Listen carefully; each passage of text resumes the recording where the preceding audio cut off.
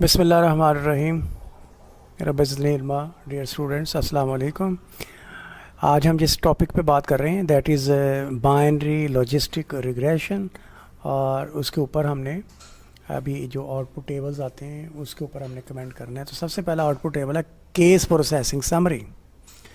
तो case processing summary में मैंने आपको ये डेटा सेट पहले दिखाया हुआ है। आप सबको पता है कि 700 जो रिस्पोंडेंट थे वो ऐसे थे जिन्होंने प्रीवियसली लोन लिया हुआ था बैंक से। तो उनके लिए हमारे पास डिफ़ॉल्ट की ऑब्जर्वेशन जो है ना वो उसके ऊपर आंसर मौजूद था। लेकिन जो 150 थे वो न्यू कस्टमर से, प्रीवियसली उन्होंने लोन नहीं लिया हुआ था, लिहाजा वो इस पोजीशन में नहीं थे कि प्रीवियसली डिफ़ॉल्ट के क्वेश्चन को आंसर कर सकते हैं। तो लिहाजा ये 150 ये थी ना, ये 70.6 ये मिसिंग ऑब्जर्वेशन है। तो ये 700 डिवाइडेड बाई 850 82.4% बनता है, और 150 डिवाइड बाई 850 जो है ना ये 17.6% बनता है। ठीक है। डिपेंडेंट वेरिएबल आपको मैंने बताया था कि हैविंग 2 कैटेगरीज ओनली है। देखें उसने यहाँ इंश्योर किया है कि हम आपका डायकोटमस ही है, तो नो उसकी 2 कैटेगरीज हैं, नो और येस। तो नो वालों को 0 हमने कोड किया था और येस को 1 कोड किया था। ब्लॉक 0 का मतलब है कि without taking advantage of the predictors. आपके पास देखें जो ओवरऑल परसेंटेज आ रही है वो 73.9 आ रही है। ठीक है। इसमें देखें जो प्रोडक्ट आपको पता है कि नो वाले 517 लोग थे 700 में से, और 183 येस वाले थे। 517 डिफ़ॉल्ट नहीं किया था, 183 में डिफ़ॉल्ट किया था। ठीक है।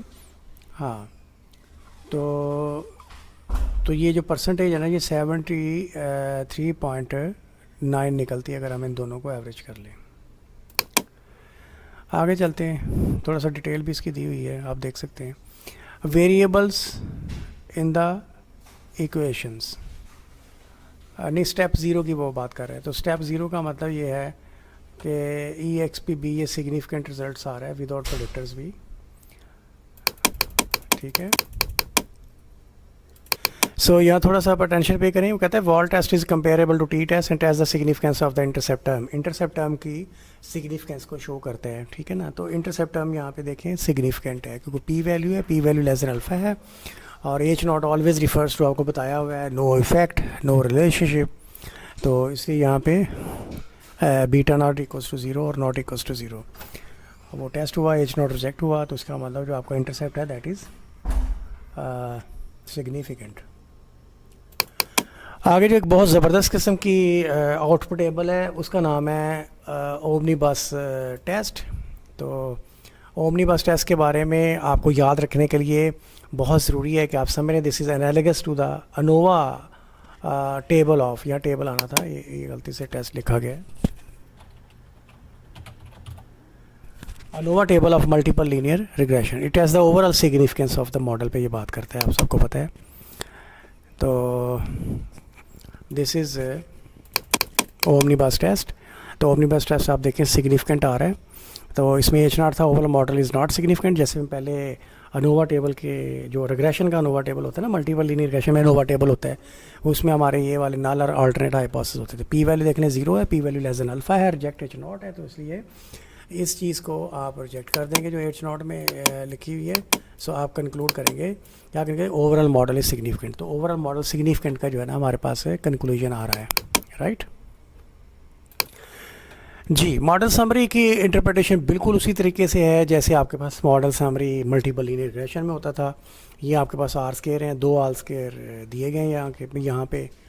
तो वो कहता है नैगल करके जो है ना उसको आप प्रीफर कर लें क्योंकि इसकी मैक्सिमम वैल्यू 1 होती है। तो उसको बिल्कुल आप वैसे ही इंटरप्रेट करेंगे कि 44.3%। How successful your model is, 43.3% आपका आंसर होगा, जैसे हम मल्टीपल लीनियर रिग्रेशन में करते थे। या अगर आपसे पूछा है how much variation in the dependent variable is explained by the model, तो 43.3% जो वेरिएशन है that is being explained. Hosmer Lemeshow जो है this is a goodness of fit test है। और आप सबको पता है कि गुडनेस ऑफ फिट टेस्ट जो होता है उसमें जो डिज़ायरेबल होता है वो इनसिग्निफिकेंट रिजल्ट डिज़ायरेबल होता है। तो ये हमारा इनसिग्निफिकेंट रिजल्ट आ रहा है, इसका मतलब ये गुडनेस ऑफ फिट जो है ना ये यहाँ पे एग्जिबिट हो रहा है। तो देखिए पी वैल्यू आपके पास कितनी है, 0.24 और 248 and this is not less than alpha, this is not less than alpha. ना लेस देन अल्फ़ा होगा, आप एच नॉट को रिजेक्ट नहीं करेंगे।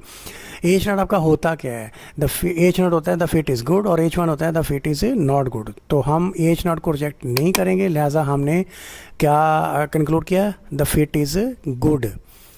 ठीक है, तो फिट गुड होना आपकी मॉडल की एक तरह से सक्सेस है। तो आगे हम देखते हैं।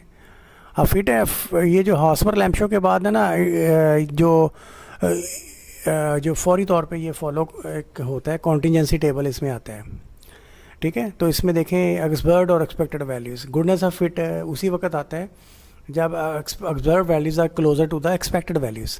तो इसमें नैरो डिफरेंस आपको नज़र आ रहा है, इसका मतलब द फिट इज़ गुड और दैट इज़ वाई के हमारा एच नॉट जो है वो रिजेक्ट नहीं हो सका था। राइट, हाँ, तो ये वाला जो टेबल है ना, इसमें ऑब्जर्व और expected closer to each other है, ये आपका ऊपर हॉस्पर लैम्पशो का रिजल्ट है, उसको सेकंड करता है एक्चुअली। अब यहाँ देखें क्लासिफिकेशन टेबल्स, ये स्टेप 1 है। ऊपर आप स्टेप 0 के लिए जो है ना कॉन्टिजेंसी टेबल आप देख चुके हैं स्टेप 0 के लिए, और यहाँ कितनी परसेंटेज आई थी, ये लेट मी रिकॉल यू 73.9% आई थी। ठीक है, ये स्टेप 0 था, ये देखें ये स्टेप 0 था, यानी विदाउट प्रेडिक्टर्स था 73.9। तो हम देखते हैं कि जब हमने फैक्ट इसमें प्रेडिक्टर्स इंक्लूड कर लिए तो weather inclusion of predictors made some difference or not, so we have to see this। तो अभी ये जो नई वैल्यू आई है उसको देखते हैं, तो इससे हमें पता चल जाएगा कि इम्प्रूवमेंट हुई है या नहीं हुई है। तो ये देख लें, यहाँ देखें जो परसेंटेज ऊपर 73 पॉइंट समथिंग थी, यहाँ बढ़ के 81.4 हो गई है। इसका मतलब ये हुआ कि जो आपके प्रेडिक्टर्स थे दे मेड अ डिफरेंस, और यहाँ पे एक लाइन लिखी हुई है, comparison shows that overall accuracy जो है ना has been improved from 73.9% to 81.4%।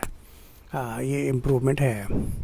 आगे लास्ट टेबल है जो सबसे ज़्यादा रीज़नेबल और इम्पॉर्टेंट आउटपुट टेबल है।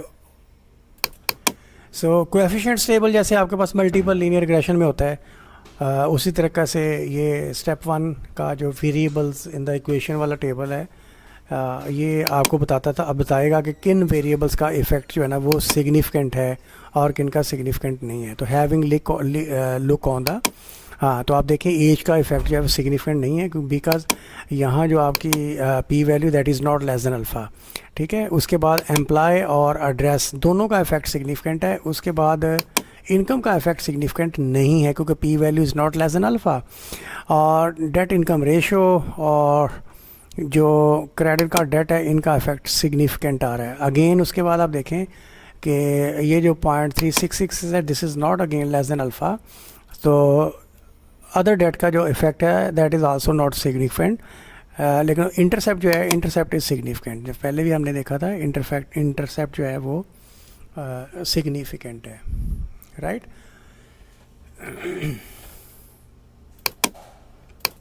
दोबारा से देखते हैं। अगर आपसे पूछा जाए कि right the name of insignificant predictors, तो उसमें आएगा एज आएगा, इनकम आएगा और अदर डेट्स आएगा। अगर आपसे पूछा जाए write the name of significant predictors, तो उसमें आएगा एम्प्लॉय, एड्रेस, ये देखिए क्योंकि इनकी p value less than alpha है। Debt income ratio credit card debt आएगा क्योंकि इनकी जो पी वैल्यूज़ हैं they are less than alpha, और कांस्टेंट इंटरसेप्ट भी इसके अंदर आप शामिल कर सकते हैं।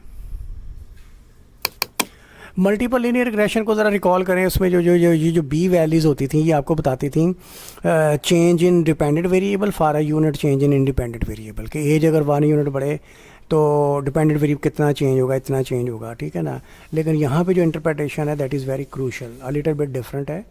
तो लॉजिस्टिक रिग्रेशन में इस तरह की इंटरप्रिटेशन नहीं होती है, इसके ऊपर हम अभी बात करते हैं। इसमें एक चीज़ इंटरेस्टिंग है कि जिन वेरिएबल्स का आप देखें इफेक्ट इनसिग्निफिकेंट है, ठीक है ना, उसमें जो EXP होगा वो आपका 1 के करीब होगा। देखिए 1 के करीब है, 0.99 ये 1 के करीब है, 1.0 ये 1 के करीब है, और जो बी वैल्यू है वो इनसिग्निफिकेंट वेरिएबल्स के लिए 0 के करीब होगी। देखिए 0.03 0 के करीब है, 0.008 0 के करीब है, 0.070 के करीब है। ठीक है। तो बी वैल्यूज़ ज़ीरो के करीब देख के आप उन वेरिएबल्स को कह सकते हैं कि उनका इफेक्ट सिग्निफिकेंट नहीं है, या ई एक्स पी बी वन के करीब देख कर आप कह सकते हैं कि इनका इफेक्ट सिग्निफिकेंट नहीं है।